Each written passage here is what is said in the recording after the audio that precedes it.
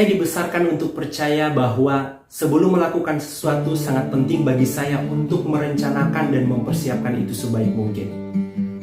Saya percaya teman-teman mengetahui yang namanya mebel. Namun, pernahkah teman-teman berpikir bahan-bahan apa saja yang dibutuhkan untuk membuat kursi, meja, ataupun lemari? Secara umum, bahan-bahan yang diperlukan untuk membuat perlengkapan-perlengkapan rumah terbagi menjadi dua, yaitu bahan baku dan bahan penolong. Bahan baku di sini berupa kayu, rotan, dan besi siku, sedangkan bahan penolong berupa paku dan juga dempul kayu. Cerita ini mengilustrasikan bagaimana pentingnya sebuah bahan baku dalam mewujudkan terciptanya sebuah produk. Oleh sebab itu, merencanakan persediaan bahan baku yang cukup dalam sebuah perusahaan sangatlah penting untuk memenuhi kebutuhan dari pelanggan. Penting dari bagaimana pengolahan datanya, penting dari bagaimana alur kerja ataupun proses yang sesuai dengan standar operasional prosedur, dan juga penting bagaimana dari pelaporan nanti. Saya Juan Peter Timothy Yune, semester 5, jurusan Sistem Informasi, dan di video ini saya dan teman-teman saya akan mempresentasikan mengenai material planning proses. Dengan menonton video ini, teman-teman akan mengetahui bagaimana menerapkan proses perencanaan material yang efektif. Kita masuk pada penjelasan yang pertama, yaitu Introduction to Material Planning Process. Oke, baik. Nah, di sini saya akan menjelaskan tentang Introduction Material Planning Process. Nah, ini digunakan untuk perencanaan dan pengendalian bahan atau material. Nah, tujuan utama dari material planning adalah untuk menyeimbangkan permintaan penawaran dan permintaan bahan atau material sehingga jumlah bahan atau material yang dibutuhkan dapat tercapai. Oke, baik. Di sini saya akan menjelaskan tentang permintaan penawaran dan permintaan bahan atau material. Nah, kalau permintaan penawaran biasanya dominan dengan proses pengadaan atau produksi. Nah, artinya bahan biasanya dibeli atau diproduksi. Nah, jika membeli atau memproduksi lebih banyak bahan daripada yang kita butuhkan, di situ akan terjadi penawaran antara konsumen dan pelanggan. Nah, kalau permintaan bahan atau material, nah sebagian besar didorong oleh proses. Misalnya proses menggunakan bahan dagang dan bahan jadi.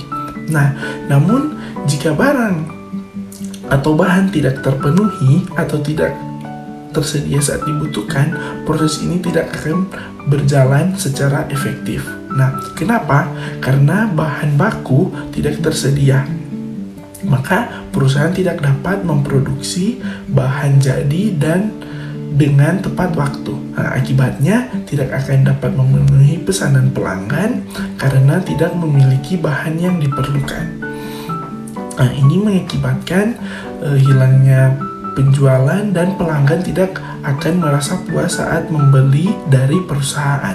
Nah, agar proses ini berjalan dengan baik, perusahaan harus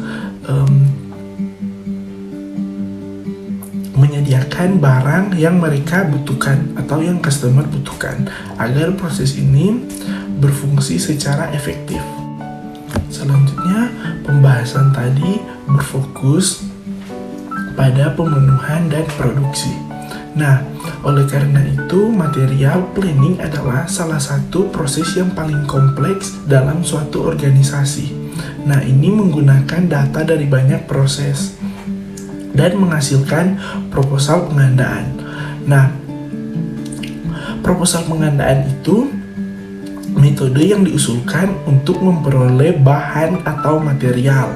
Nah, proposal ini biasanya dalam bentuk permintaan pembelian atau pesanan yang direncanakan.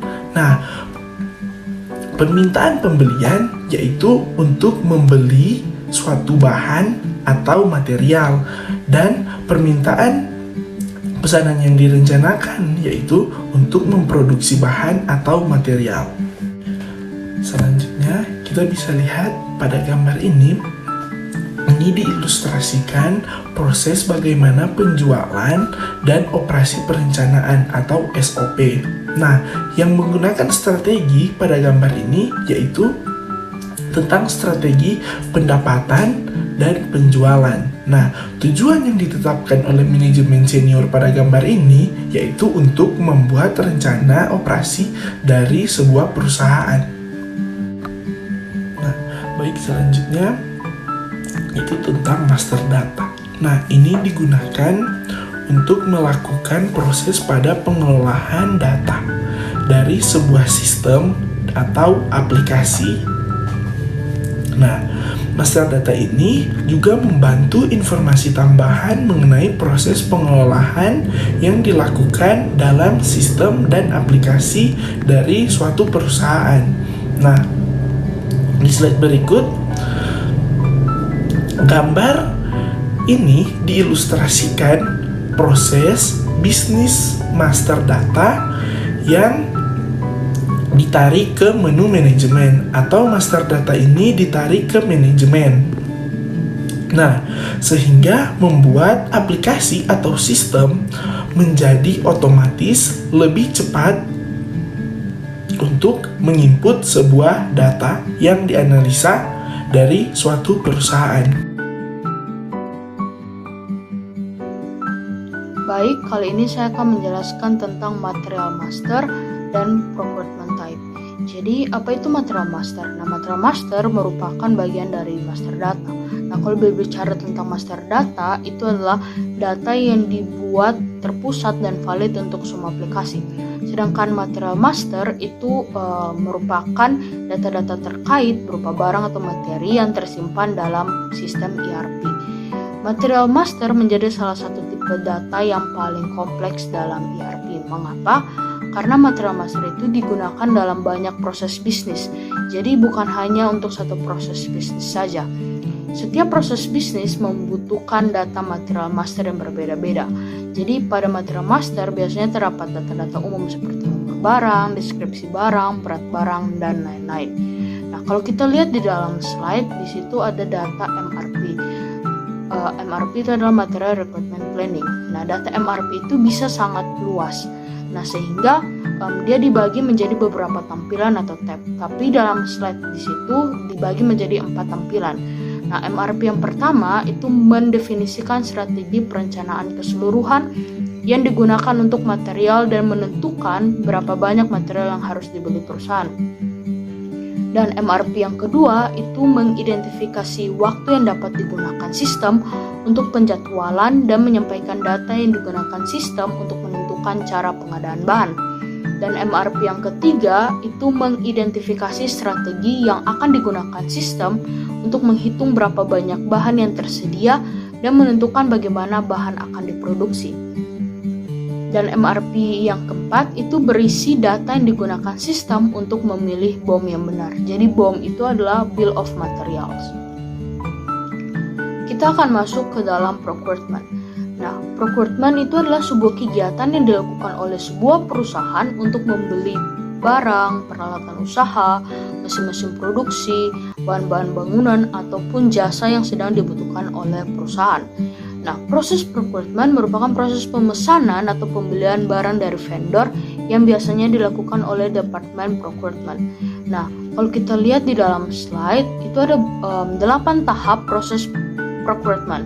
Jadi ada penentuan kebutuhan barang, sumber vendor, pembelian vendor, pembuatan purchase order, memonitor PO, penerimaan barang, verifikasi invoice, dan pembayaran. Baik, kita akan masuk ke dalam yang tahap pertama. Tahap pertama yaitu penentuan kebutuhan barang. Itu dapat berupa spesifikasi produk yang diinginkan, jumlah barang, dan kapan barang tersebut harus sampai. Nah, kebutuhan produk ini biasanya dapat dilihat di MRP yang dapat berasal dari Departemen Production Planning.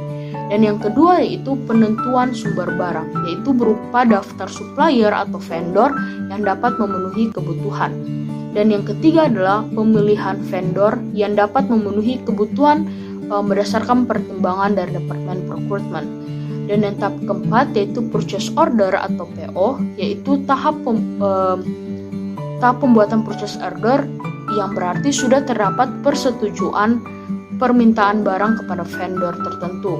Nah, di dalam purchase order itu akan terdapat material yang akan dipesan, jumlah yang dipesan, dan delivery date atau tanggal barang harus sampai. Yang tahap kelima yaitu PO monitoring, di mana perusahaan melakukan monitoring terhadap pergerakan barang yang dipesan. Nah, jika barang yang dipesan sudah sampai, maka akan masuk ke dalam tahap keenam yaitu penerimaan barang. Nah, dalam tahap keenam penerimaan barang yang diterima dapat dilakukan pengecekan terhadap kondisi dan kualitas. Sehingga jika barang tersebut di-reject, maka bisa dikembalikan ke vendor dengan ditambahkan return delivery slip. Nah, jika barang yang diterima salah spesifikasi atau salah lokasi pengiriman, maka akan dilakukan reversal dan goods receipt tidak akan diterima. Nah, kalau dalam sistem SAP, jika barang telah diterima, maka stok barang dalam material master dan purchase order serta purchase history itu harus diperbarui atau harus diupdate. Yang berikutnya adalah invoice verification atau pencocokan barang yang telah diterima dengan purchase order dan invoice yang diterima. Jadi setelah diperiksa, maka hutang perusahaan akan diakui. Dan yang tahap keempat yaitu tahap terakhir adalah proses pembayaran, di mana dalam tahap ini dilakukan oleh Departemen Keuangan. Sekian dari saya, berikutnya akan dijelaskan oleh teman saya.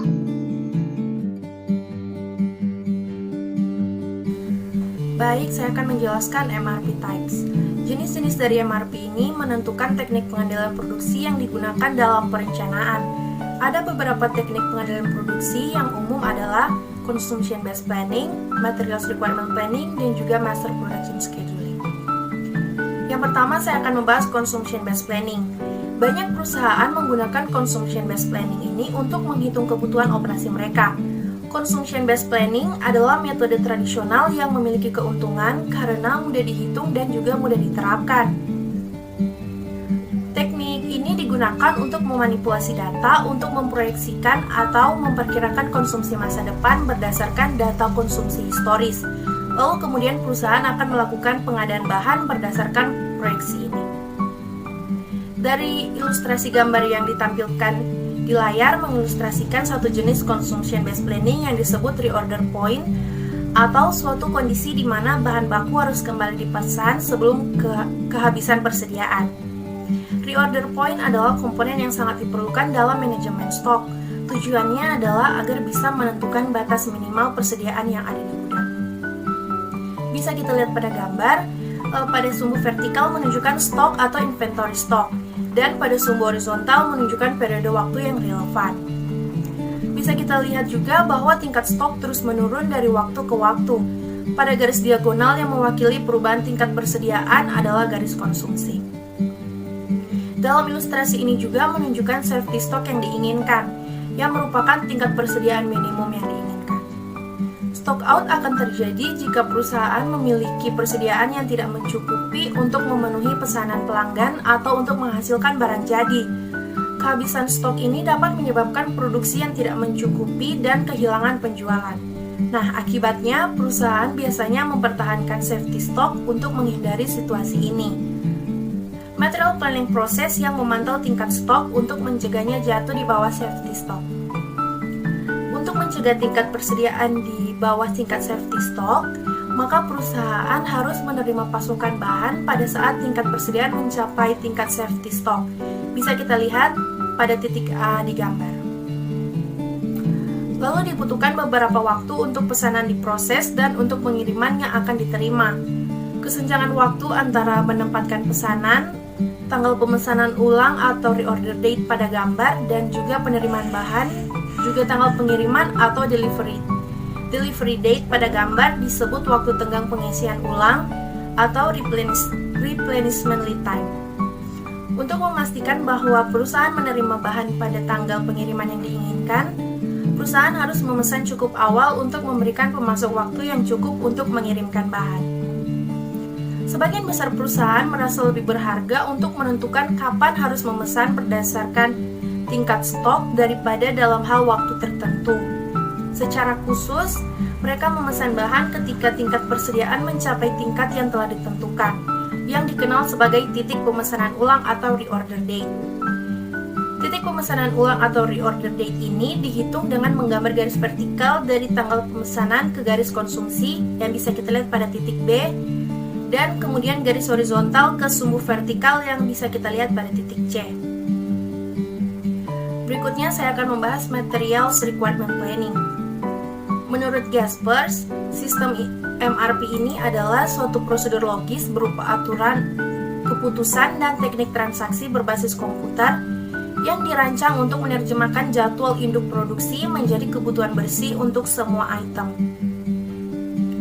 Yang artinya sistem ini bermanfaat untuk menghitung rincian jumlah bahan baku, bahan mentah atau komponen yang dibutuhkan untuk memproduksi sebuah barang pada perusahaan.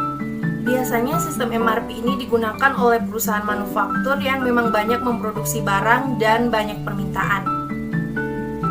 Sistem MRP ini akan mengambil informasi dari Bill of Materials atau BOM, mulai dari daftar semua bahan baku yang digunakan perusahaan dan juga komponen lainnya yang dibutuhkan untuk memproduksi sebuah barang lengkap dengan jumlahnya. Teknik MRP ini digunakan untuk perencanaan dan pengendalian item barang atau komponen yang tergantung atau dependen pada item-item yang ada di tingkat atau level lebih tinggi. Jumlah item yang hendak diproduksi pada tingkat yang lebih tinggi menentukan jumlah yang akan dibuat atau diperlukan pada tingkat di bawahnya. Tujuan dari MRP adalah untuk menentukan kebutuhan dan jadwal untuk pembuatan komponen-komponen dan sub-assembling atau pembelian material untuk memenuhi kebutuhan yang telah ditetapkan sebelumnya di Master Production Schedule. Berikutnya saya akan membahas Master Production Scheduling. Dalam perusahaan yang bergerak di bidang manufacturing, salah satu penjadwalan yang terpenting adalah jadwal induk produksi atau dalam bahasa Inggris dikenal dengan istilah Master Production Schedule atau MPS.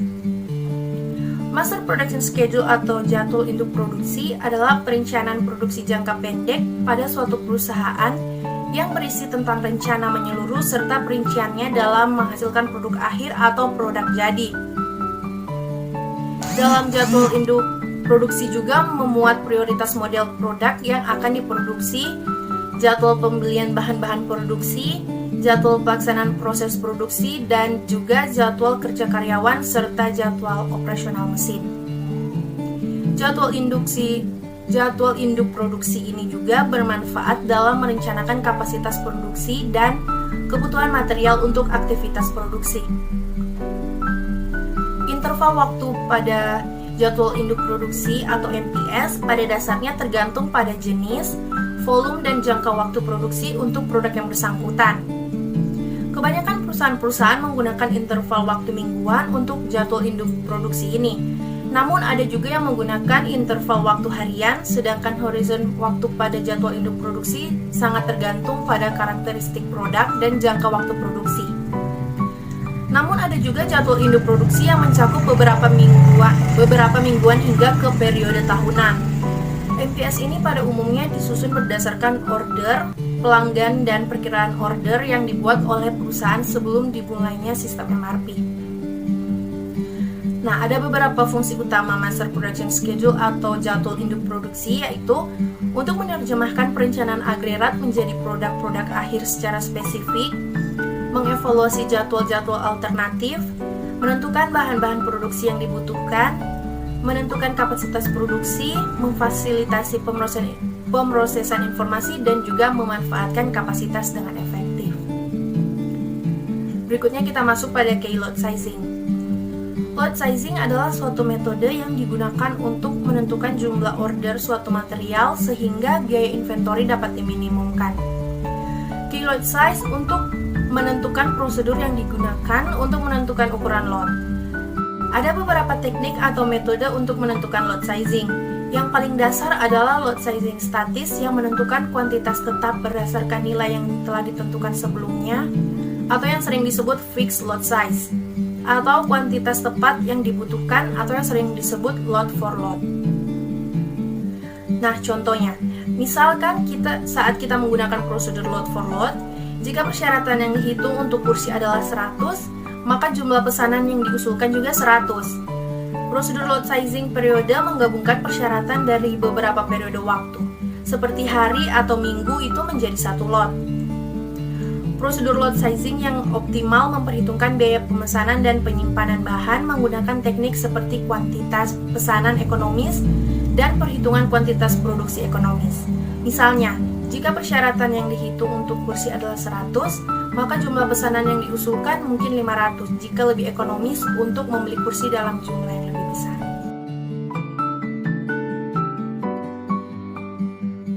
Baiklah, kita lanjut ke schedule time.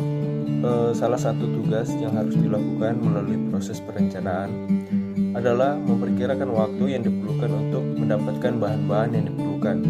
Perhitungan ini didasarkan pada perkiraan waktu yang diperlukan untuk menyelesaikan berbagai tugas yang termasuk dalam material master. Material master ini sendiri terdiri dari kumpulan informasi dari semua material yang dibeli, dibuat, dijual maupun yang disimpan oleh perusahaan. Selain material master terdapat juga rute produk. Nah, untuk perkiraan waktu yang umum itu mencakup 3 hal, yaitu yang pertama in-house production time.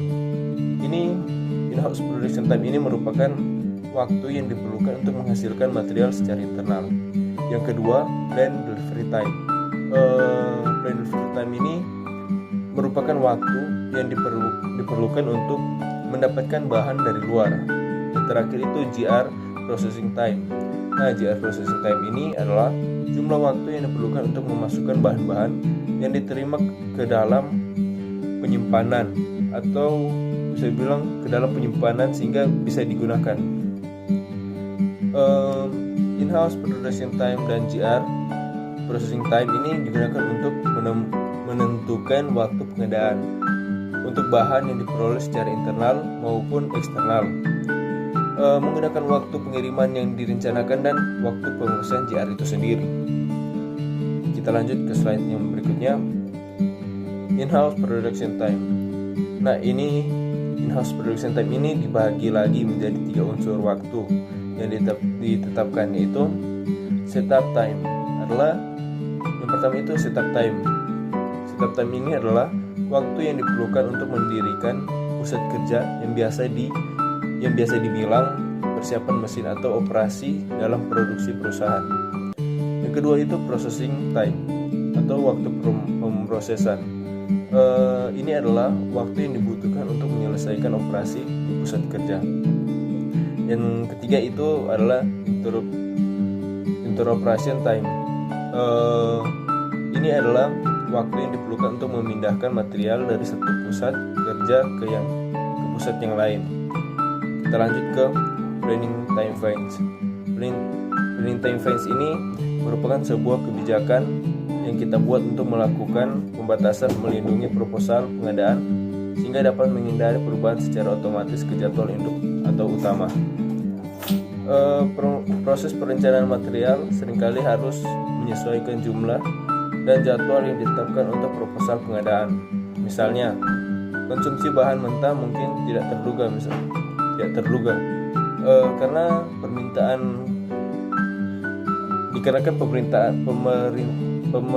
permintaan yang lebih tinggi daripada yang diharapkan. Dalam kasus seperti ini, proses perencanaan dapat meningkatkan jumlah dari pengadaan yang telah direncanakan atau mungkin dapat menjadwalkan ulang sehingga material atau bahan tiba lebih awal. Perubahan dalam proposal pengadaan jauh ke masa depan biasanya bukan masalah besar, tapi perubahan pada proposal di masa depan dapat menyebabkan masalah karena departemen atau proses lain dalam organisasi mungkin telah memasukkan proposal asli ke dalam perencanaan mereka. Untuk alasan ini, perusahaan menetapkan jangka waktu di mana sistem ERP tidak diizinkan untuk mengubah proposal secara otomatis. Periode waktu ini dikenal sebagai pagar waktu perencanaan atau biasa dibilang planning time range. Jika pagar waktu perencanaan adalah 30 hari, maka tidak ada daftar pembelian yang tertanggal 30 hari atau kurang dari tanggal tersebut dapat diubah secara otomatis oleh sistem. Jika kita ingin melakukan perubahan, itu harus dibuat secara manual. Oke, kita masuk pada materi yang selanjutnya, yaitu Bill of Material Selection Method yang disingkat BOM. Untuk definisinya, kalian bisa lihat dan baca di slide. Jadi BOM itu seperti ini. Ketika kita akan membuat suatu makanan atau memasak, tentunya ada hal-hal yang harus dipersiapkan terlebih dahulu, seperti alat dan bahan. Namun bagaimana jika kita akan mencoba sesuatu yang baru atau memasak masakan yang baru? Pastinya kita akan membutuhkan buku resep. Nah, tujuannya yaitu untuk mengetahui barang apa saja yang diperlukan. Jadi singkatnya, BOM itu adalah catatan terkait hal-hal yang diperlukan dalam produksi untuk membuat suatu produk.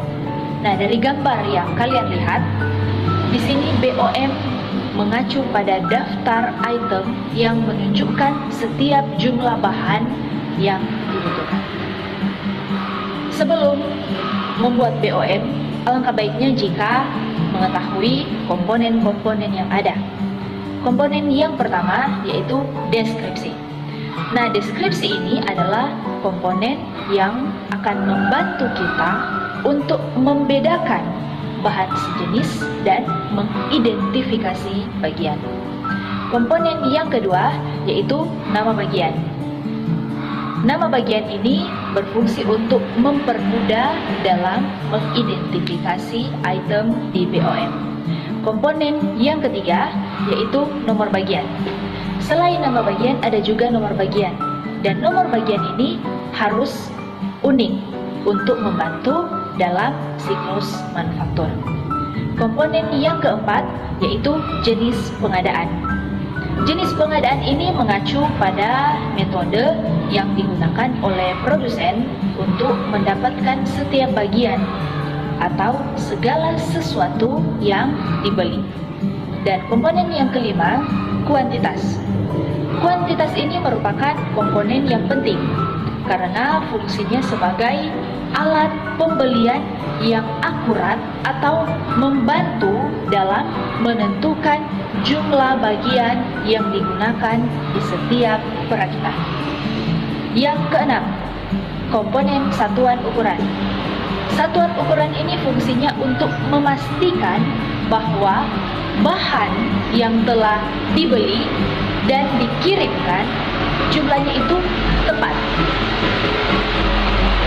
Dan istilah yang digunakan yaitu inci dan ons. Komponen yang terakhir, fase.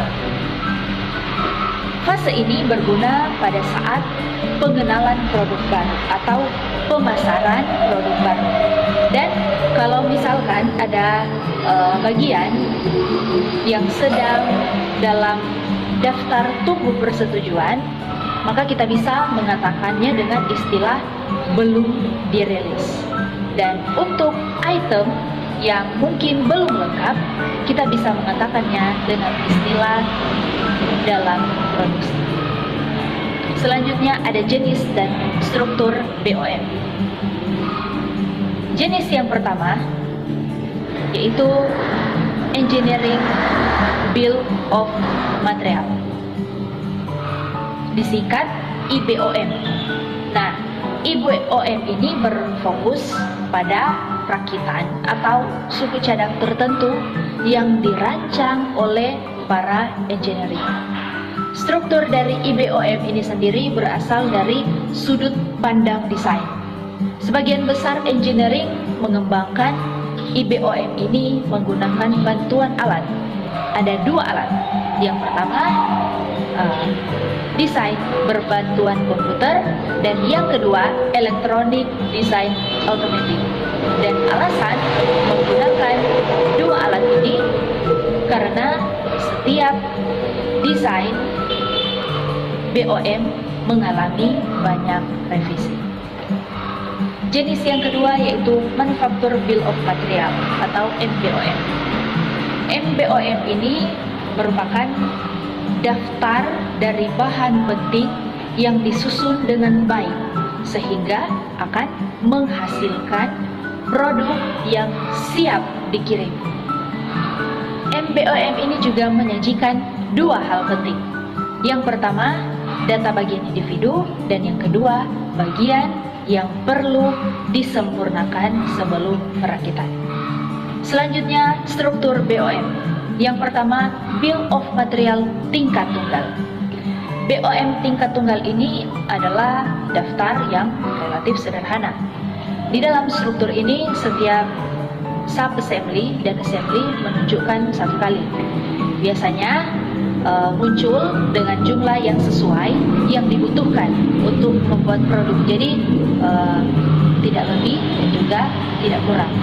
Dan tentunya sudah tidak diragukan lagi struktur BOM jenis ini karena mudah untuk dikembangkan. Tetapi struktur jenis ini bukanlah struktur terbaik untuk produk yang kompleks. Misalnya, jika suatu produk gagal atau mengalami tantangan, tentunya salah satu tantangan akan menemukan bagian mana yang perlu diperbaiki atau diganti dengan BOM tingkat tunggal. Kemudian BOM multilevel. Nah, BOM multilevel ini membutuhkan waktu yang lebih banyak dan pekerjaan yang lebih banyak daripada BOM tingkat tunggal.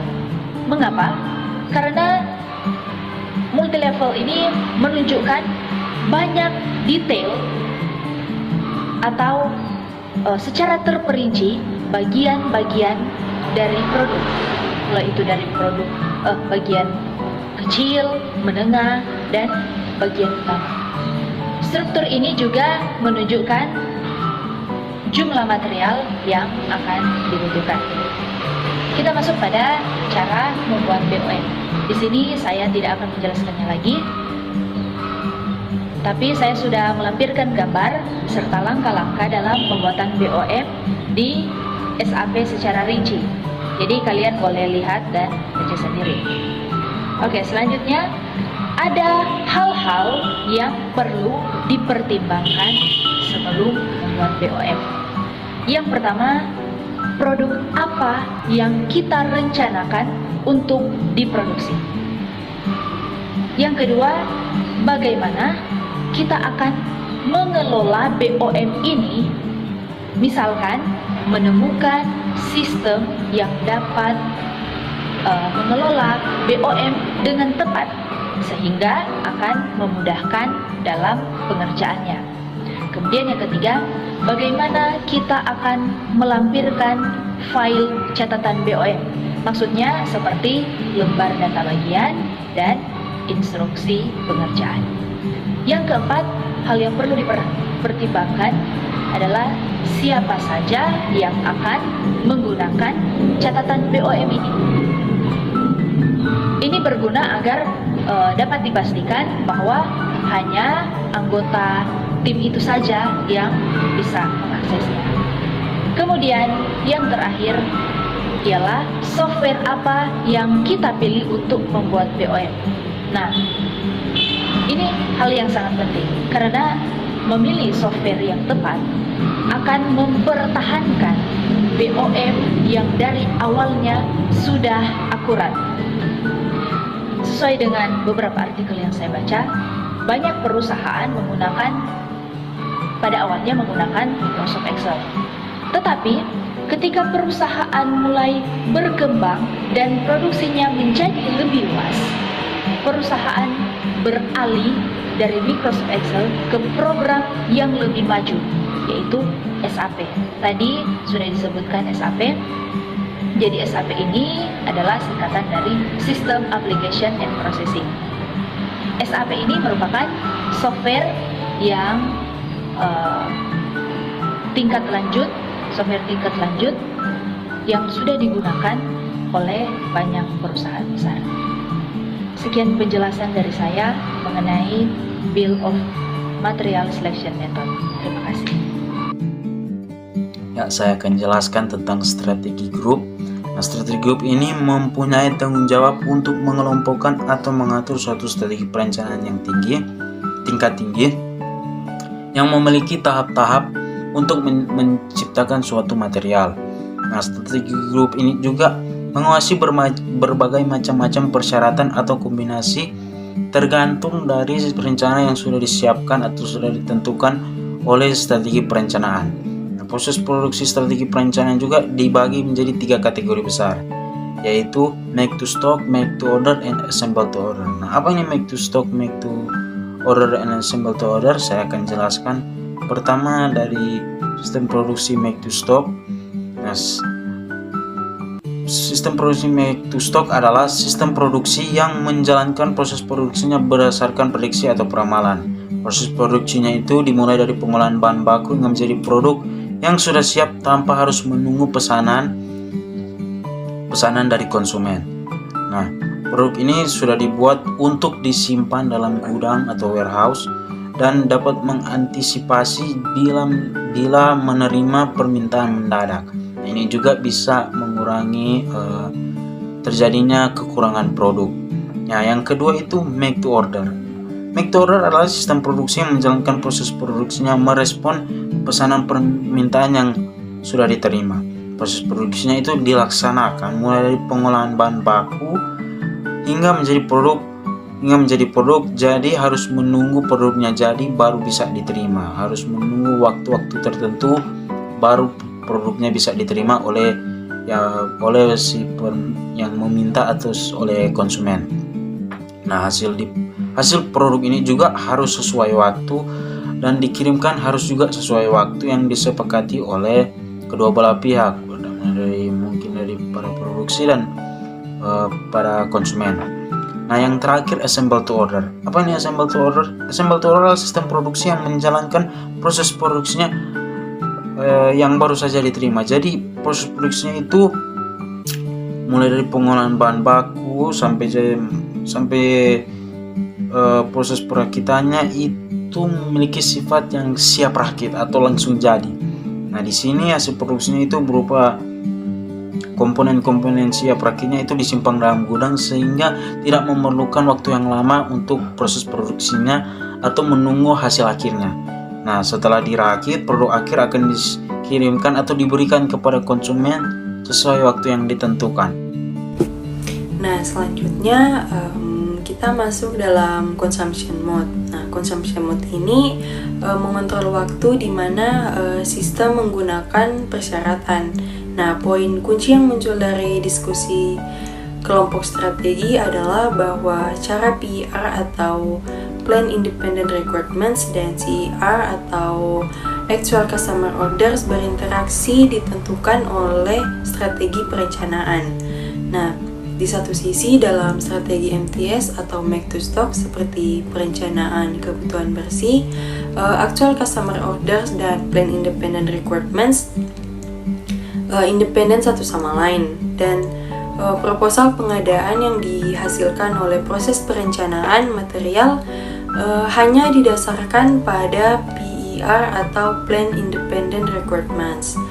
Nah, Actual Customer Orders dipenuhi seluruhnya dari stok yang ada. Di sisi lain, di bawah perencanaan dengan pendekatan perakitan akhir, proposal pengadaan mempertimbangkan Plan Independent Requirements dan Actual Customer Orders. Namun, proposal pengadaan tidak dibuat hanya dengan menambahkan jumlah PIR dan CIR. Ini karena Plan Independent Requirements dibuat untuk mengantisipasi pesanan pelanggan, dan CR diharapkan menggunakan PIR. Dengan kata lain, pesanan penjualan diharapkan dapat dipenuhi dari kebutuhan yang direncanakan. Nah, ketika CR mengkonsumsi PIR, itu artinya mengurangi jumlah PIR dengan jumlah CR. Nah, proses ini disebut konsumsi. Nah, cara CR mengkonsumsi PIR ditentukan oleh mode konsumsi. Nah, dalam backward consumption, pesanan penjualan, persyaratan independen, atau reservasi material menggunakan plan independent requirements yang telah disepakati sebelum tanggal persyaratan pelanggan. Nah, sedangkan dalam forward consumption itu kebutuhan pelanggan menggunakan plan independent requirements akan dimulai setelah tanggal actual customer orders. Nah, sekian dari penjelasan tentang consumption mode. Terima kasih. Sekarang kita akan membahas proses dari material planning proses yang disajikan dari gambar berikut. Jadi pertama-tama langkah dalam proses ini yaitu sales and operation planning.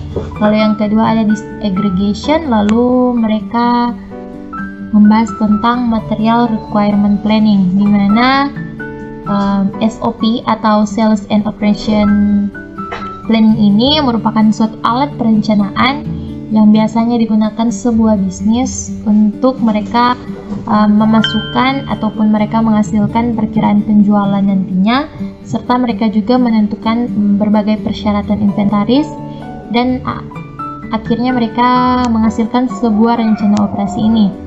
Rencana yang dihasilkan dari SOP ini biasa dikenal juga sebagai suatu rencana kasar karena perencanaan mereka biasanya pada tingkat yang masih agregat dan belum terlalu tepat. Perlu tidaknya penggunaan SOP ini tergantung pada strategi perencanaan produksi yang digunakan untuk material tersebut. Yang kedua, disaggregation dan material requirement planning juga akan dibahas dalam proses ini, di mana MRP ini juga merupakan suatu teknik yang digunakan untuk perencanaan dan pengendalian item barang yang bergantung pada item yang lebih tinggi. Metode ini juga terdiri dari berbagai prosedur, namun lebih jelasnya akan dijelaskan secara rinci oleh teman-teman saya. Baik teman-teman, sekarang kita akan masuk ke bagian Sales and Operations Planning atau disingkat dengan SOP. SOP adalah rencana bisnis lintas fungsional yang melibatkan penjualan dan pemasaran, pengembangan produk, operasi, dan manajemen senior. SOP dilakukan karena dipicu dari dua hal berikut ini. Yang pertama, kebutuhan perencanaan berkala.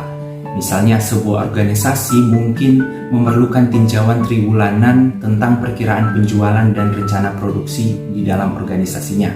Dan yang kedua, ketika adanya kejadian tak terduga yang berdampak pada prospek ekonomi secara keseluruhan. Misalnya yang terjadi sekarang ini yaitu pandemi COVID-19. Dengan adanya pandemi COVID-19 menyebabkan perusahaan harus merevisi perkiraan penjualan mereka dan tingkat produksi mereka. Saya akan masuk ke bagian data. Gambar ini mengilustrasikan data yang digunakan dalam langkah penjualan dan operasi. Data yang paling penting adalah rencana penjualan, tingkat persediaan yang ada dan kebutuhan persediaan. Tingkat inventaris yang ada dapat ditransfer dari inventaris dan manajemen gudang. Persyaratan persediaan paling sering ditentukan berdasarkan kriteria ekonomi dan keuangan seperti biaya penyimpanan, variasi permintaan pelanggan yang diharapkan, dan kapasitas produksi. Itu semua dapat dihitung sebagai bagian dari proses perencanaan strategis secara keseluruhan. Lanjut ke bagian task atau tugas. Tugas dalam rangka perencanaan penjualan dan operasi termasuk untuk membuat rencana penjualan, menentukan persyaratan inventaris, dan membuat rencana produksi. Gambar di samping mengilustrasikan tabel perencanaan SOP standar. Area judul tabel menunjukkan grup produk dan pabrik tempat rencana dibuat serta nomor versi rencana. Kolom mewakili bulan secara default, tetapi pengguna dapat menentukan periode waktu lainnya. Tabel mencakup baris rencana penjualan, baris rencana produk yang dihitung oleh sistem, baris level inventaris yang dihasilkan oleh sistem ketika rencana produksi dihitung, baris target persediaan yang diinginkan, baris jumlah pasokan hari dalam organisasi yang juga dihitung oleh sistem, dan baris target persediaan per hari. Gambar ini mengilustrasikan tabel perencanaan untuk grup produk sepeda untuk pabrik GBI di Dallas. Jangka waktu perencanaan adalah 4 bulan. Skenario perencanaan adalah salah satu di mana sistem akan menghitung rencana produksi yang dibutuhkan untuk memenuhi penjualan yang ditentukan dan stok target yang diinginkan. Tabel atas menggambarkan tabel perencanaan setelah rencana penjualan dan tingkat stok target dimasukkan. Sedangkan tabel bawah menampilkan hasil setelah sistem menghitung rencana produksi yang dibutuhkan. Data produksi dihitung dengan menghitung total kebutuhan atau saham target penjualan dan mengurangkan stok yang tersedia dari bulan sebelumnya. Tabel bawah pada gambar menunjukkan bahwa rencana produksi kelompok produk sepeda selama 4 bulan berturut-turut adalah 1.100, 1.300, 900, dan 850. Dan baris target day supply pada gambar kosong karena nilai pada baris ini akan dimasukkan oleh pengguna hanya jika metode untuk menghitung rencana produksi didasarkan pada target days supply. Tabel ini menunjukkan perhitungan untuk bulan ketiga. Untuk menghitung persediaan hari itu, sistem terlebih dahulu menentukan kebutuhan harian dengan membagi penjualan dengan jumlah hari kerja dalam sebulan, lalu membagi tingkat stok target dengan kebutuhan harian. Perhitungan untuk 2 bulan ditunjukkan pada tabel ini. Asumsi 30 hari kerja di dalam 2 bulan tersebut. Kita masuk ke bagian outcome atau hasil. Hasil atau outcome dari SOP ini adalah 1 atau lebih versi dari rencana produksi. Tidak ada implikasi keuangan dan tidak ada pergerakan material. Akibatnya, tidak ada FI, CO, atau dokumen material yang dibuat. Demikian dari saya mengenai materi Sales and Operations Planning atau SOP, dan selanjutnya akan masuk ke materi yang dijelaskan oleh teman saya. Terima kasih. Oke, saat ini kita masuk pada topik disaggregation. Kalau saya baca dari beberapa sumber, definisi dari disaggregation ini merupakan model untuk mendapatkan perencanaan produksi untuk tiap-tiap jenis produk dalam tiap-tiap grup produk berdasarkan rencana agregat. Nah, rencana agregat ini hanya memberikan rencana produksi untuk keseluruhan produk. Maka rencana agregat ini harus disagregatkan ke dalam jumlah produk untuk masing-masing jenis produk atau item produk. Pengelompokan tersebut didasarkan pada kesamaan proses teknologinya atau mungkin oleh hal lain, misalnya kesamaan pola permintaan mungkin atau kesamaan fungsi dan lain-lain. Di mana tujuan dari proses disagregasi ini adalah untuk membuat jadwal induk produksi. Apa itu jadwal induk? Jadwal induk itu merupakan suatu rencana terperinci tentang apa dan berapa banyak perusahaan merencanakan untuk memproduksi masing-masing produk akhir dalam setiap periode waktu untuk beberapa bulan yang akan datang. Nah, jadwal induk produksi yang dihasilkan ini akan memberikan informasi mengenai tingkat produksi yang diperlukan dari setiap item untuk memenuhi tingkat permintaan pada suatu periode tertentu. Kalau teman-teman lihat di gambar ini, ada langkah-langkah elemen dari disaggregation yang nanti akan sedikit saya jelaskan. Yang pertama itu ada triggers, di mana disagregasi itu dipicu ketika ada rencana produksi baru. Kemudian data yang digunakan pada tahap disagregasi ini, kalau teman-teman lihat pada gambar selanjutnya, meliputi data kelompok produk, rencana produksi dari SOP, dan input pengguna. Nah, sistem akan menggunakan proportion factors dari grup produk untuk menghitung nilai terpilah untuk setiap anggota grup produk. Kemudian pengguna atau user akan memberikan parameter yang menentukan bagaimana rencana tersebut dipilah atau di disaggregate. Oke, kemudian kita masuk pada task atau tugas dari disaggregation ini. Kalau teman-teman lihat di sini ada contoh, ini contoh dari proses disaggregation, di mana rencana produksi untuk bulan pertama itu ada sekitar 1.100 unit untuk produk grup sepeda. Nah, langkah disagregasi ini dia akan mentranslate nilai 1.100 unit ini ke seluruh hierarki grup produk. Seperti yang diilustrasikan pada gambar ini, dari 1.100 sepeda tersebut akan dijabarkan menjadi 660 sepeda touring dan 440 sepeda off-road dengan menggunakan faktor proporsinya masing-masing 60% dan 40%. Kemudian 60% sepeda touring ini selanjutnya dipilah lagi menjadi 462 sepeda touring deluxe dan 198 sepeda touring profesional atau dengan faktor proporsinya secara berurutan 70% dan 30%. Dan yang terakhir, deluxe touring bike ini akan dipilah lagi menjadi 184 deluxe touring bike hitam dan masing-masing 139 deluxe bike touring silver dan merah. Nah, nilai dari rencana produksi ini yang merupakan PIR untuk ketiga sepeda touring deluxe untuk bulan pertama. Oke, outcome yang dihasilkan dari proses disagregasi ini adalah menghitung PIR untuk setiap periode perencanaan, misalnya per minggu ataupun per bulan. Nah, persyaratan ini kemudian akan ditransfer ke manajemen permintaan, seperti yang diilustrasikan pada gambar di bawah ini.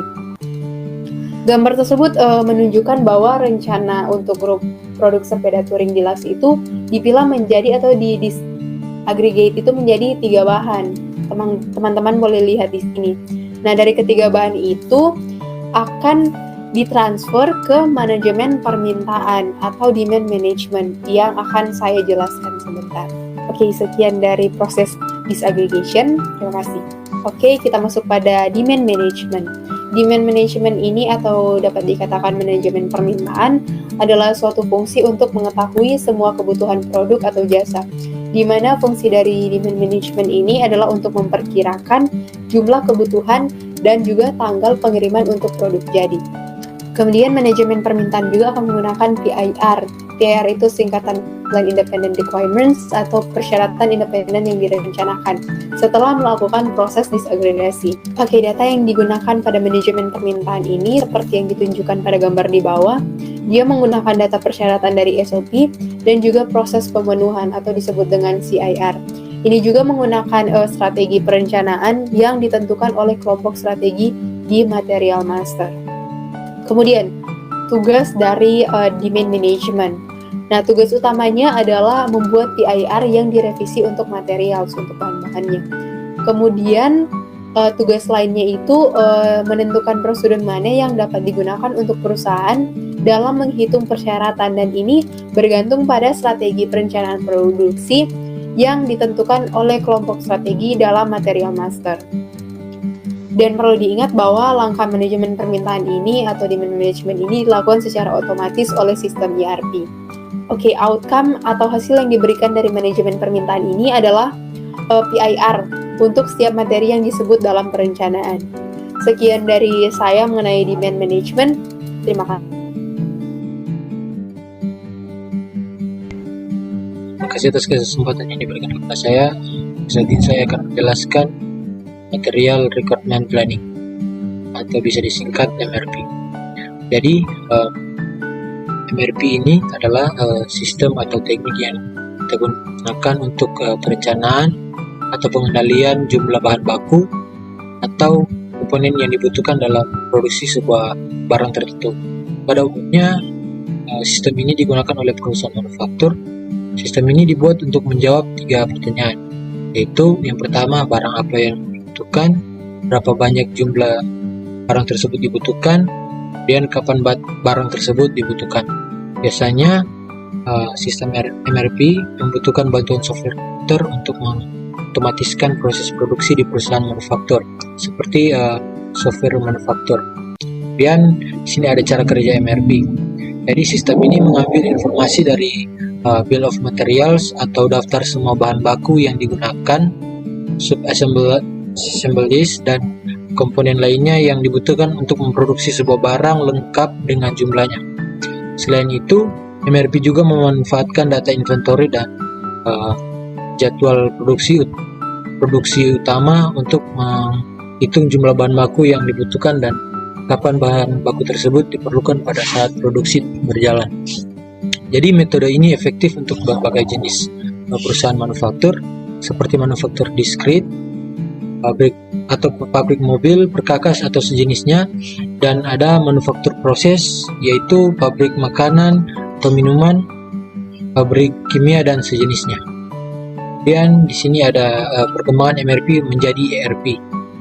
Karena kemampuan yang cukup efektif dalam meningkatkan produktivitas perusahaan manufacturing, beberapa pihak mulai mengembangkan MRP 2 agar bisa digunakan oleh sektor industri lainnya. Inilah awalnya sistem ERP mulai dikenal oleh banyak perusahaan dari berbagai industri.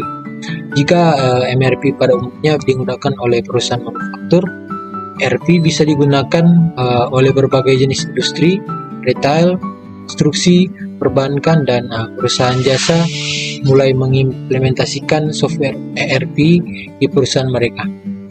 Meski demikian, MRP masih menjadi bagian tak terpisahkan dari perusahaan manufaktur sampai dengan hari ini. Terima kasih. Kita masuk dalam reporting. Nah, dari reporting option dalam material planning ini tidak seluas yang ada di negara lain. Namun, ada 3 tools yang sangat penting dalam menyampaikan informasi, yaitu yang pertama, the stock atau requirement list. Kemudian yang kedua, MRP list. Kemudian yang ketiga, planning resort report. Nah, kita masuk pada yang pertama, yaitu stock requirement list. Nah, stock requirement list ini dia merupakan reporting tools yang paling penting dalam material planning. Kemudian, stock requirement list ini dia juga menampilkan semua elemen ERP ya untuk suatu materi. Nah, pengontoran MRP ini dia dapat menggunakan laporan ini untuk menentukan data apakah ada tindakan yang perlu mau dilakukan. Nah, kemudian sebagai contohnya ada pesanan yang direncanakan harus dikonversi ke pesanan produksi. Nah, kemudian kita bisa lihat lebih jelas di dalam gambar ini stock requirement list ini dia. Nah, pada gambar ini dia ini menggambarkan mengenai stock requirement list pada kita bisa lihat Deluxe Touring Bike dalam kurung brake. Nah, ini dia adalah elemen ERP yang terlihat di dalam gambar, termasuk Planet Independent Requirements atau persyaratan independen yang direncanakan, kemudian Planned Orders atau pesanan yang direncanakan, dan Customer Requirements atau persyaratan pelanggan. Nah, selain elemen ERP itu dia, the stock requirement list juga termasuk informasi seperti existing stock level atau safety stock atau planning time fence atau exceptions message atau pesan pengecualian. Nah, MRP ini dia juga menghasilkan pesan pengecualian seperti yang saya katakan tadi, yaitu ketika kita menghadapi masalah seperti masalah penjadwalan yang tidak terselesaikan, dan MRP controller lah yang akan bertanggung jawab untuk mengolah pesan pengecualian ini. Nah, pesan pengecualian ini dia juga ditunjukkan dalam bentuk dalam kolom yang berbentuk huruf E. Kita bisa lihat exception, E itu di exception. Nah, kita bisa lihat dalam contoh gambar ini dia. Dalam contoh di gambar ini dia, pesan pengecualian ini dia ditunjukkan pada kolom E. Nah, kita bisa lihat di sini yang E ini dia. Ini dia menunjukkan bahwa pesanan yang direncanakan 4 dan 5, nomor 4 dan 5 ini dia memiliki satu pesan pengecualian. Itu dia ada di kolom E. Kemudian kita masuk lebih spesifik mengenai exceptions message. Nah, kita bisa lihat gambar exception message ini, Nah, gambar ini dia menampilkan rincian urutan pada nomor 4. Nah, yang dimana ini menunjukkan bahwa pesan ini memiliki 2 pesan ya pengecualian, yaitu pada nomor 6 dan nomor 7. Nah, kita bisa lihat di sini exception ini ada additional data for MRP elements, yaitu exceptions ada 7 dan 6 dan 7. Nah, nomor pesanan di sini ini dia berbeda, dan ini menunjukkan berbagai jenis masalah yang dihadapi oleh MRP. Nah, contohnya pesanan 6 dan 7 ini dia menunjukkan bahwa ini tanggal mulai dan finish ini dia jatuh sebelum tanggal saat ini. Nah, finish date in the past and the start date in the past. Nah, dalam contoh case ini MRP controller lah yang harus bertanggung jawab untuk menjadwalkan ulang atau membatalkan pesanan yang sudah direncanakan.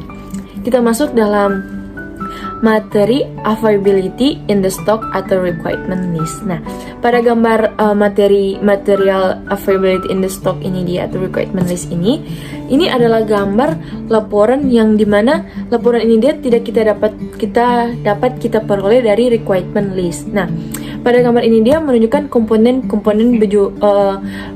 yang diperlukan itu dia berupa sales order atau proses penjualan, planned order atau pesanan yang direncanakan, dan production order atau pesanan produksi. Nah, di laporan ini, di gambar ini dia menunjukkan tanggal ketika bahan diperlukan atau jumlah yang kita perlukan.